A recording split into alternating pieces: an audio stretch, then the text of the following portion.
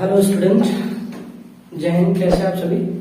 स्वागत है आप सभी का फिर से हमारे यूट्यूब प्लेटफॉर्म पर। तो आज के इस वीडियो में हम टॉपिक एक डिस्कस करने वाले हैं जिसका नाम है द्विघात समीकरण। तो द्विघात समीकरण में हम पूरा चैप्टर डिस्कस करेंगे। आज के बाद जो भी क्लासें होंगी आपको चैप्टर वाइज डिस्कस किया जाएगा और मेरा वादा है आप सभी से कि जो भी चैप्टर मैं डिस्कस कर दूंगा यहाँ पे, जितना भी मैं पढ़ा दूंगा उसके बाद आप कोई भी किताब उठा लीजिए, कोई सी भी बुक उठाइएगा और उससे क्वेश्चन लगाइएगा। कभी भी आप किसी भी क्वेश्चन में फंस जाए तो बात करिएगा मेरे से। आज के इस वीडियो में हम सीखेंगे द्विघात समीकरण का चैप्टर नंबर फर्स्ट। इसी से स्टार्ट करते हैं हम लोग। तो द्विघात समीकरण जो मैं पढ़ा रहा हूँ आप ध्यान से देखिएगा और उसके बाद कहीं से भी आप मैच करवा लीजिएगा। कभी भी आप फंसेंगे नहीं, कोई भी क्वेश्चन कोई भी किताब से उठा लीजिएगा और लगाइएगा। अगर ना आए तो आप मेरे से कमेंट में कहिएगा, ठीक है? तो चलिए स्टार्ट करते हैं। तो आज का जो टॉपिक है हमारा वो है क्वाड्रेटिक इक्वेशन यानी द्विघात समीकरण, ठीक है?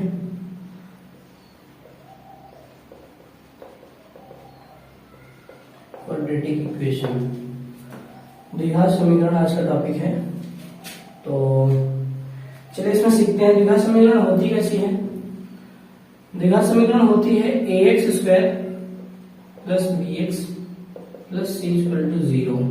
ये भी आपकी द्विघात समीकरण जिसमें चर की घात 2 हो वही द्विघात समीकरण होती है, ठीक है? जहां a does not equal to 0 ये आवश्यक है, ठीक है? आवश्यक इसलिए क्योंकि अगर a इसका कोफिशिएंट x का कोफिशिएंट है, अगर इसके 0 के बराबर इसकी वैल्यू हो गई तो ये द्विघात समीकरण नहीं रहेगी। ये अगर 0 के बराबर हो गया तो ये सिर्फ एक रैखिक समीकरण बन जाएगा bx प्लस c बराबर 0 जैसा, ठीक है? तो a does not equal to 0 होना आवश्यक है इसमें। चलिए थोड़ा सा साफ कर लेते हैं फिर उसके बाद सीखेंगे।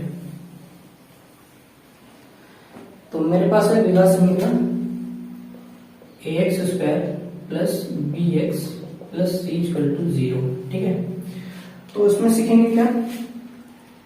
पहली चीज, ये जो द्विघात समीकरण लिखी हुई है इसके मूल अल्फा और बीटा होते हैं, ठीक है?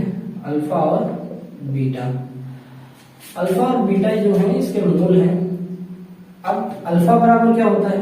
अल्फा बराबर होता है माइनस का b plus under root b square minus का 4ac अपॉन 2a, ठीक है? उसके बाद होता है बीटा। बीटा जो मूल है उसकी जो वैल्यू होती है वो माइनस का बी माइनस का under root b square minus का 4ac अपॉन 2a, ठीक है? ये अल्फा और बीटा की दो वैल्यूज हो गई, ठीक है? ये क्या है? मूल होते हैं। ax square plus bx plus c द्विघात समीकरण के मूल होते हैं। तो आगे इसके हम सीखेंगे alpha plus beta, alpha plus beta, alpha into beta क्या होता है, यानी मूलों का योगफल। अल्फा प्लस बीटा आप सीखेंगे मूलों का योगफल।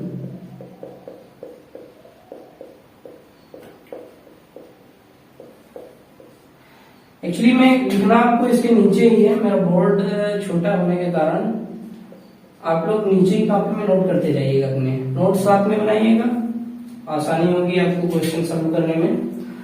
तो मूलों का योगफल होता है अल्फा प्लस बीटा इन माइनस का बी अपॉन ए, अल्फा प्लस बीटा माइनस का बी अपॉन ए। और मूलों का आपको गुणनफल निकालना होगा।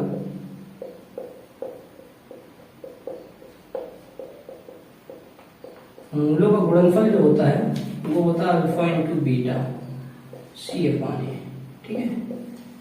दो फॉर्मूले ये हो चुके हैं, आप इनको नोट कर लीजिए। Before that please pause the video to note it down, फिर आगे मैं रख करके बताता हूँ। कर लीजिए जल्दी से, ठीक है? तो चलिए आगे की बात करते हैं। आगे की बात यह है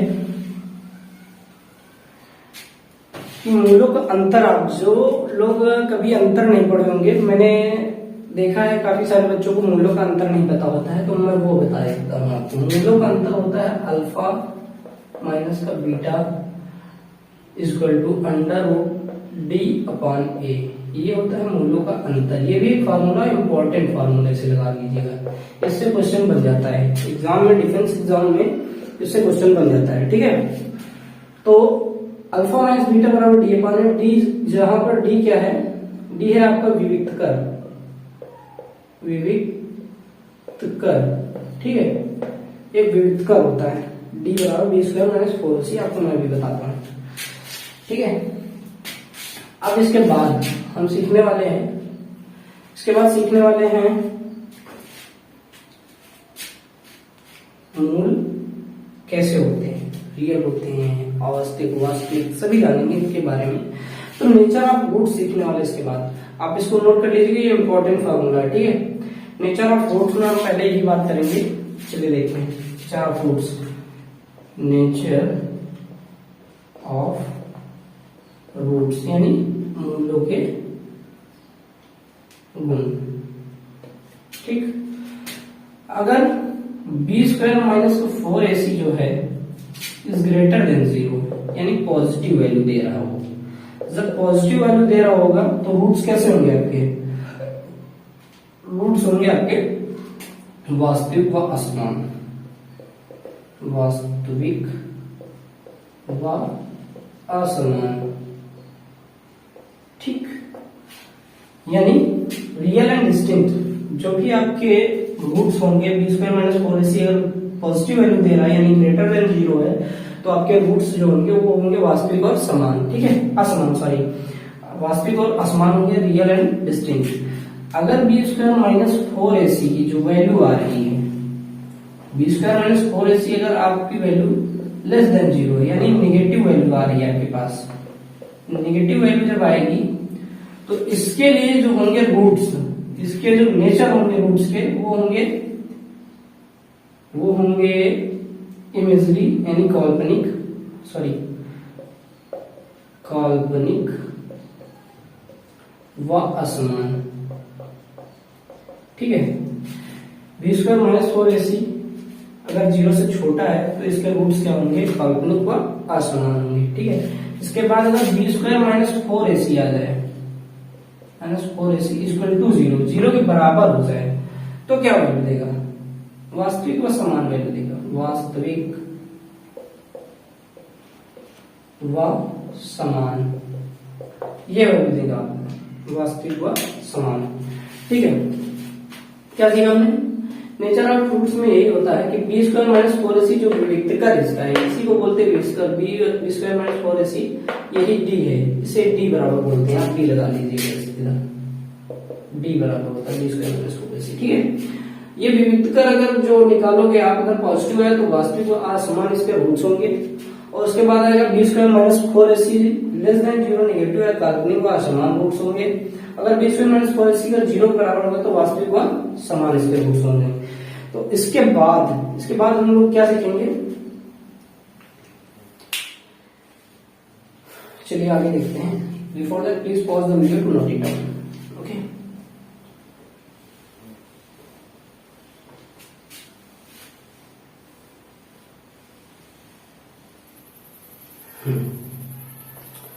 इसके बाद हम सीखेंगे,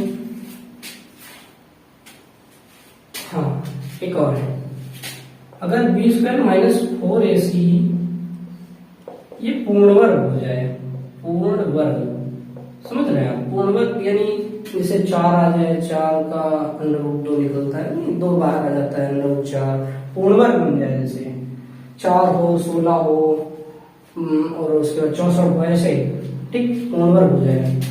तो रूट्स कैसे आएंगे आपके, तो मैं जितना बता रहा हूँ आप सिर्फ उतना फॉलो करिएगा, आपका कोई भी क्वेश्चन किसी भी किताब से उठा लीजिएगा, कभी भी आपको दिक्कत नहीं होगी, ठीक है। तो इसके बाद आप कैसे आएंगे roots, real and rational, real and rational roots आएंगे इसके, ठीक है। तो इसके अगर बी स्क्वायर माइनस 4ac पूर्ण वर्ग हो तो इसके रूट्स क्या आएंगे, रियल एंड रेशनल आएंगे। उसके बाद अब देखेंगे हम लोग 2 द्विघात समीकरण दी हुई आपके सामने, जिसके गुणांक अलग अलग हों, ठीक है। जैसे देख लें, a1x square plus b1x plus c1 equal to 0, एक हो गई ये द्विघात समीकरण। दूसरी है जिसके गुणांक अलग है, a2x square plus b2x plus c2 equal to 0, यानी इन दोनों के जो मूल हैं, मूल जो है वो अल्फा और बीटा है। अल्फा बीटा इन दोनों समीकरणों के मूल हैं। और अगर आपसे कह दें इन दोनों के मूल अल्फा बीटा हैं, यदि दोनों के मूल समान हो, यदि दोनों के मूल समान हो, यदि इन दोनों के मूल अल्फा बीटा है, पहली कंडीशन यदि मूल समान हो, तब जब इनके मूल समान होंगे तो इनके कोफिशिएंट जो है वो बराबर होंगे। a1 upon a2 equal to b1 upon b2 equal to c1 upon c2। ये एक तरीका है। तो द्विघात समीकरण दिए होंगे जिनके मूल अल्फा और बीटा होंगे, कहेगा यदि मूल समान हो तब आपको ये समीकरण यूज करनी है। समीकरण क्या है, इसे बोल देंगे बराबर में करके, जो इसके कोफिशिएंट को डिवाइड करके बराबर कर देंगे तो आंसर आ जाएगा। इससे आपको आसानी होगी। तो चलिए देखते हैं इसके बाद की चीजें हम सीखेंगे।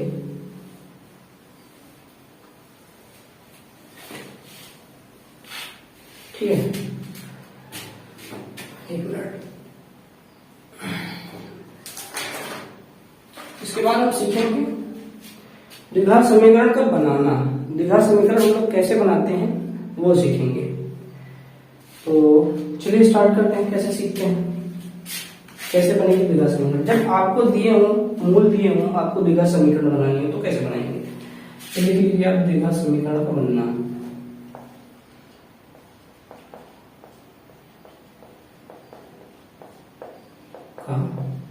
बनना, द्विघात समीकरण का बनना। ठीक है, कैसे बनाएंगे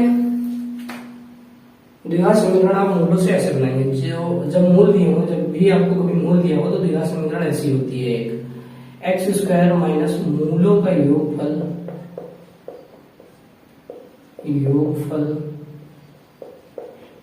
इनटू में एक्स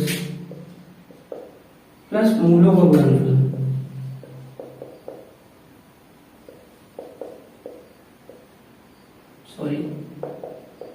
गुणनफल इक्वल टू में 0।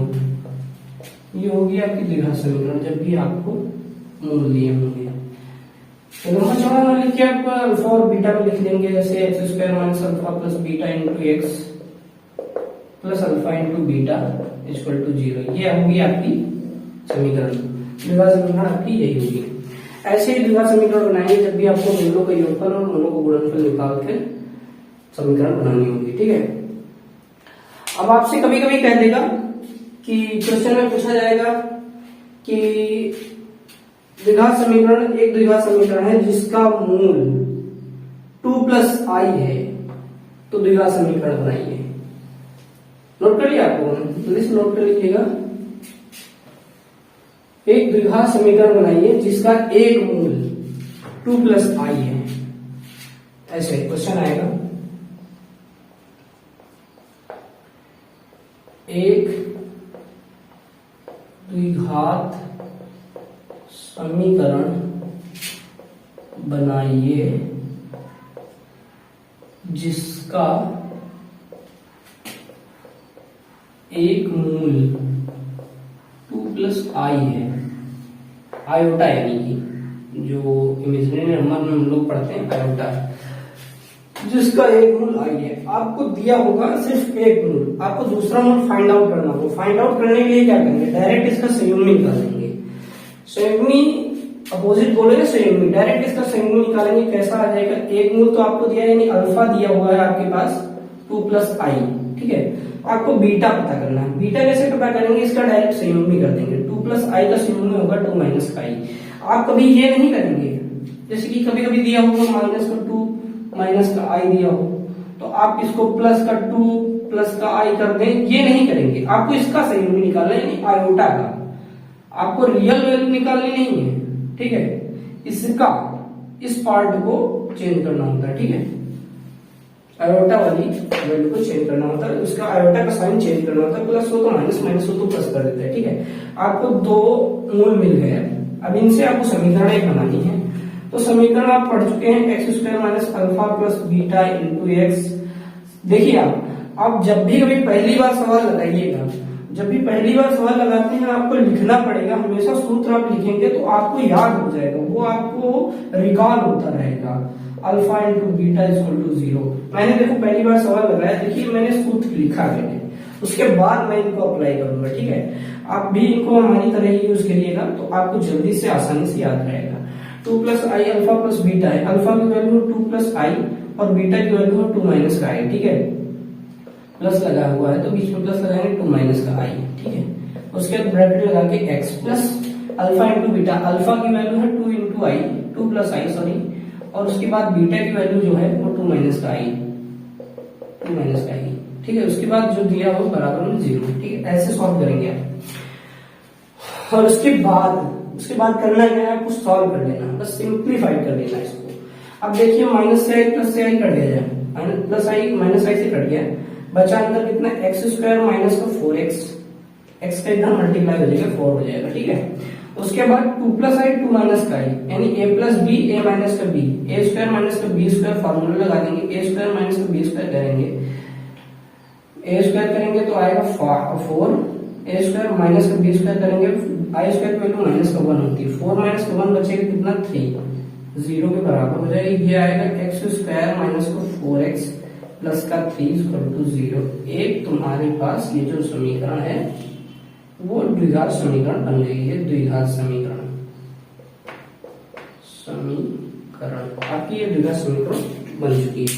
तो आज के इस वीडियो में हम इतनी बात करेंगे, अगली जो क्लास होगी उसमें हम अगले पार्ट सीखेंगे और टॉप लेवल तक जाएंगे हम लोग क्वेश्चन सीखते सीखते।